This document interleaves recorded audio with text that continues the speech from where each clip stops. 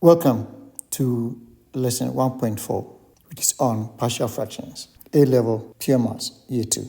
In this lesson, we are going to learn how to resolve algebraic fractions which have repeated factors in their denominators.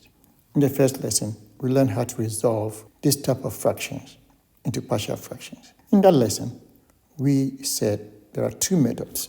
And the first one we said was by substitution, and the second one is by comparing coefficients. So, for example, we had this question here to resolve in partial fractions, and we said that you need to write the equivalent of this fraction into two-component partial fractions, like this, where the two-component partial fractions must be proper fractions. In that lesson, we explained that so long as the degree of the variable x in the numerator is 1 or more or less than the degree of the variable in the denominator, then the fraction is a proper fraction. So in the case of the first one, which is a over x plus 1, this is actually a x to the power 0 over x plus 1. So as we can see, the degree of the variable here is 0, and the degree of the variable here is 1. And this guarantees that this is a proper fraction. But x to the power 0 is 1, and 1 times a is a, and that's why we prefer to write it this way and not that way. And then, after splitting it up this way, we went ahead and used one of these methods to find the values of a and b. And if we do that for this one, we are going to get the following. So in this case, a is 2 and b is 5. And like I mentioned earlier, in this lesson, we're going to look at fractions where the linear factors in the denominator are repeated. So for example, we've got this fraction here. And please note that this linear factor here, x minus 4, is repeated because this is squared. But this one is not. I'll just show you a few more examples of repeated factors in the denominator.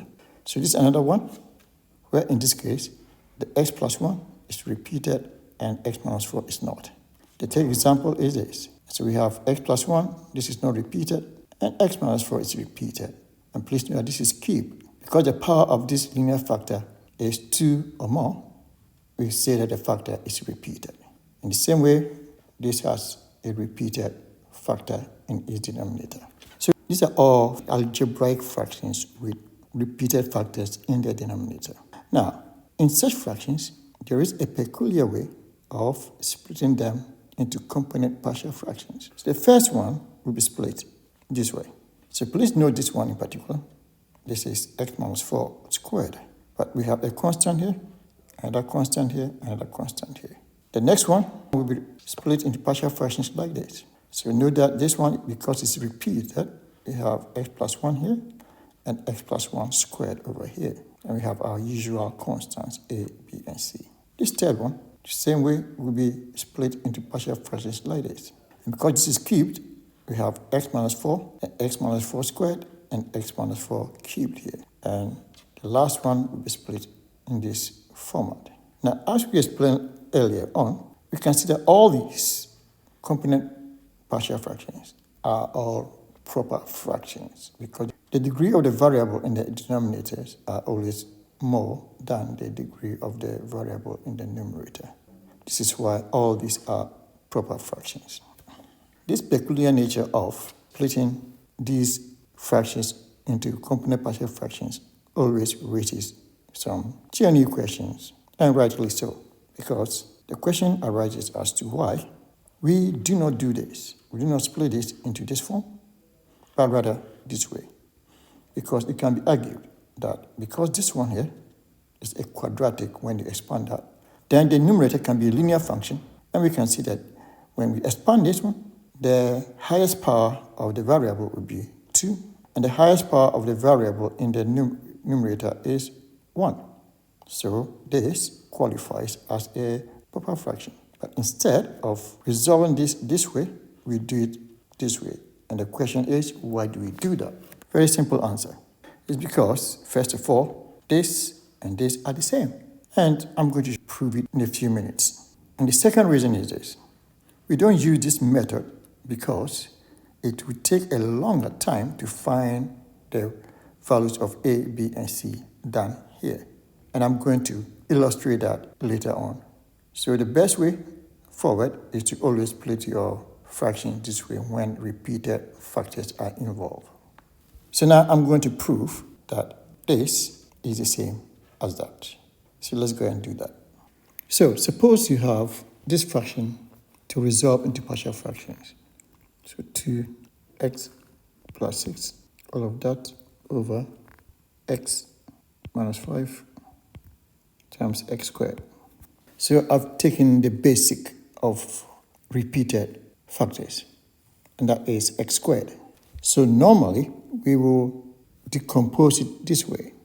A over x minus 5 plus b over x plus c over x squared.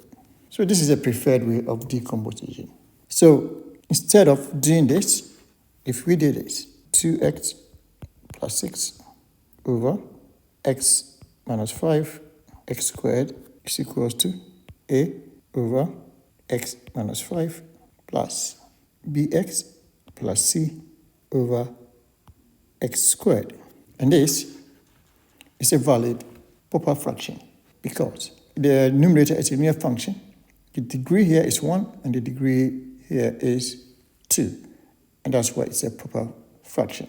So you can go ahead and simplify this one here by doing this. So I have a over x minus 5 plus bx over x squared plus c over x squared.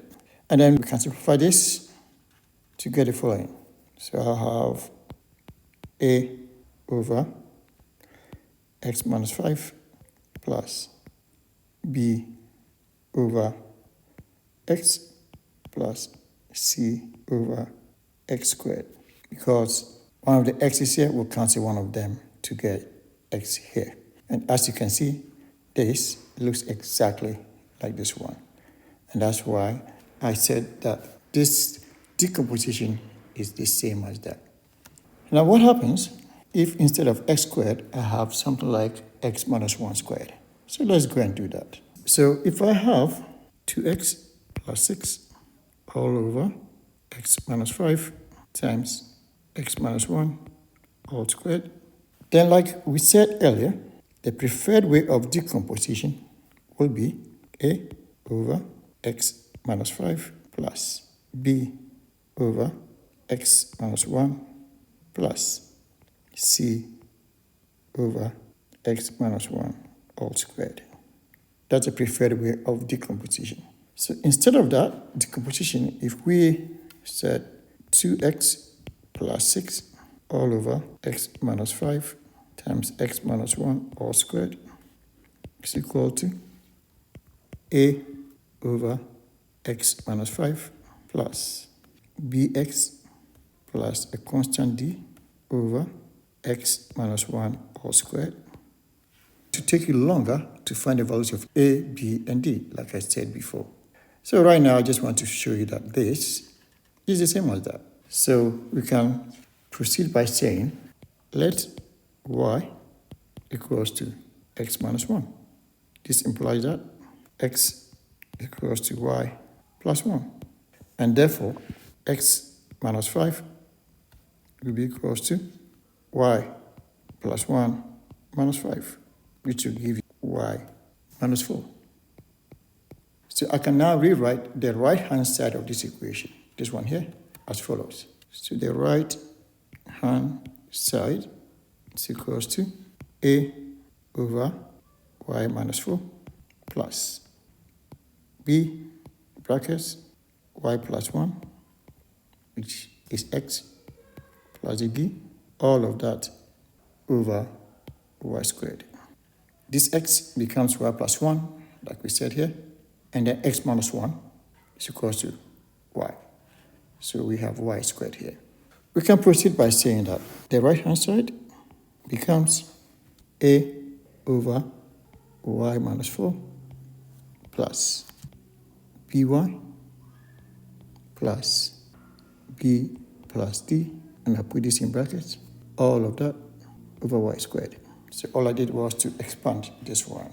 B times that is by, b times 1 is b, and plus the d, and I get that. So now I can proceed by simplifying, and that will be equals to a over y minus 4 plus by over y squared plus b plus d over y squared. So right now, if I say let c is equal to b plus d, then the right-hand side becomes a over y minus 4 plus b over y plus c over y squared. Because this y will cancel one of this y here, and you get y here in the denominator. And we just said b plus d is c, and so we have c over y squared to represent that one here. So we get that, and now we can replace the y's with the corresponding x values. And so finally, we can say that the left-hand side, which is 2x plus 6, all of that, over x minus 5 times x minus 1 squared will be equals to a over x minus 5, which is this one here, plus b over y, which is x minus 1, plus c over y squared, which is x minus 1 all squared. And as you can see, this is exactly the same as the preferred method of decomposition. So just to show you that this is the same as that, but we need to always use this method of decomposition. So now, like I said before, I'm now going to go ahead and use this method and that method to decompose this partial fraction. And that will show you that this is much shorter and easier. So let's go and do that. So the question was 2x plus 6 over x minus 5 times x minus 1 all squared. And our preferred way of decomposition is a over x minus 5 plus b over x minus 1 plus c over x minus 1 all squared. So the next step will be to multiply all the 4 terms by the denominator of the left-hand side. So if I do that, I'm going to get on the left-hand side 2x plus 6 equal to a brackets x minus 1 squared plus b brackets x minus 5 times x minus 1 plus c times x minus 5. I'll use substitution. So when x equals to 5, I have on the left-hand side 5 times 2, 10. 10 plus 6 is 16. We have 16 equal to, and the whole of this term will be eliminated because this becomes 0, and the whole of this term will be eliminated. And so I will be left with only this term. And putting 5 here will be 5 minus 1, that's 4. 4 squared is 16. So I have 16a, which implies that a is equals to 1.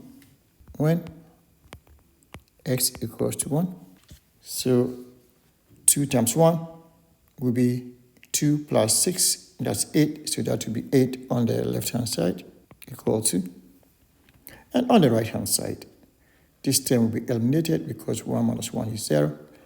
And so will this term be eliminated. So I'll be left with just this term. And so 1 minus 5 is minus 4.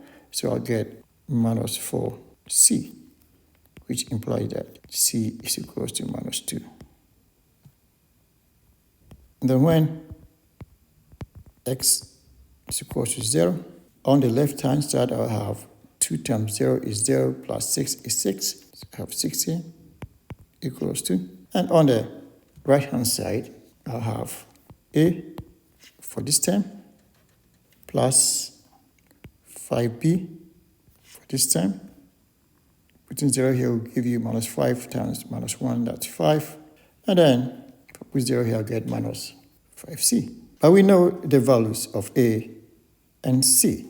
So if I do that substitution, I'm going to get 6 is equal to 1 plus 5b plus 10, which means that 6 minus 11 is equals to 5b, and this implies that b is equals to minus 1. So now we end up with the following partial fractions. So 2x plus 6 over x minus 5, x minus 1 all squared is equal to 1 over x minus 5 minus 1 over x minus 1 minus 2 over x minus 1 all squared. It's because we got a to be 1 over here, b to be minus 1 over here, so that's why we have minus here, and then c to be minus 2 over here. And so that is the solution using this preferred method of decomposition. For the second method, we will have done the following decomposition. So 2x plus 6, all of that over x minus 5 times x minus 1 all squared is equal to a over x minus 5 plus bx plus d, all of that over x minus 1 all squared. I'll use the same process and multiply all the 3 terms by this denominator here. Then I'll be left with 2x plus 6 on the left-hand side, and on the right-hand side, I will have a bracket x minus 1 squared plus bx plus d, all of that times x minus 5. So I'll use substitution once again. So when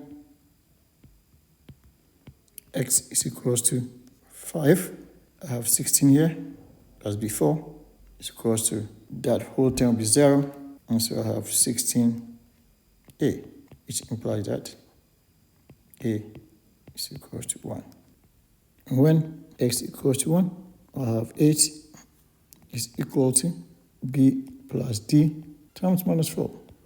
Because when x equals to 1, the whole of this term becomes 0, and b times 1 is b, and 1 minus 5 is minus 4, and that's where we get this. And this implies that b plus d is equals to minus 2. So that's one equation. We can label that as equation 1. Then when x equals to 0, I'll have 6 on the left-hand side, so I'll have 6 equals to a minus 5d. Because again, when this is 0, I have minus 1 squared is 1, and that's why I get a here, because a times 1 is a. And then when this is 0, the whole of that is 0. So I'll be left with d in this bracket times minus 5. And that's why I get minus 5d here. But I know the value of a as 1.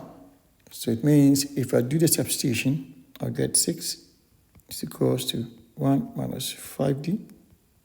And evaluating that means that d is equals to minus 1. Now I've got the value of a, I've got the value of d, and I can do my substitution in this equation here, equation 1, to find the value of b. So if I do that, I'm going to get b minus 1, which is the value of d, is equals to minus 2. This implies that b is equals to minus 1. So now 2x plus 6 all over x minus 5 times x minus 1 all squared becomes 1 over x minus 5 equals a is 1 plus minus x minus 1 all over x minus 1 all squared. Because we got b to be minus 1, so b is minus 1 times x is minus x, and we got d to be minus 1 over there. We can simplify that to get 1 over x minus 5 minus x over x minus 1 all squared minus 1 over x minus 1 all squared. And this is why this process will take longer, because this fraction here is unacceptable because it can further be split into partial fractions. And let's go and do that and see what happens. So I have minus x all over x minus 1 squared will be equals to some constant p over x minus 1 plus another constant q over x minus 1 squared. And I'm using this method of decomposition. So if I multiply all the terms by this denominator, I will get minus x on the left-hand side equals to p brackets x minus 1 plus q. Then we'll do some substitution to get the values of p and q. So when x equals to 1, and we do our evaluation, and we find that minus 1 equals to q, which implies that q is equal to minus 1. In the same way, when s equals to 0, we have 0 is equal to minus p plus q. But we know that q is minus 1, so this will imply that p is also equal to minus 1. And so this fraction now can be written as minus x all over x minus 1 all squared is equal to minus 1 over x minus 1 minus 1 over x minus 1 all squared. If I substitute this in place of this, which is the same as that, then I'll end up with the following. 2x plus 6 all over x minus 5 times x minus 1 all squared will be equal to 1 over x minus 5 for this one. And then in place of this, like we said, we'll put these two. So I have minus 1 over x minus 1 minus 1 over x minus 1 all squared. Then in place of this, we'll have 1 over x minus 1 all squared. Then we can simplify this, and you will see that this one here will be 1 over x minus 5 minus 1 over x minus 1. And these two will combine to give me minus 2 over x minus 1 all squared. So we finally made it to the end and got the same answer as using this method of decomposition. But like I mentioned earlier, this method of decomposition takes longer, and you can see that it has taken all these calculations and some extra work here, which I've highlighted in yellow, to get to the required final answer. And so this brings us to the end of this lesson on partial fractions involving repeated factors in the denominator of algebraic fractions. Thank you again for watching, and I'll see you in the next video.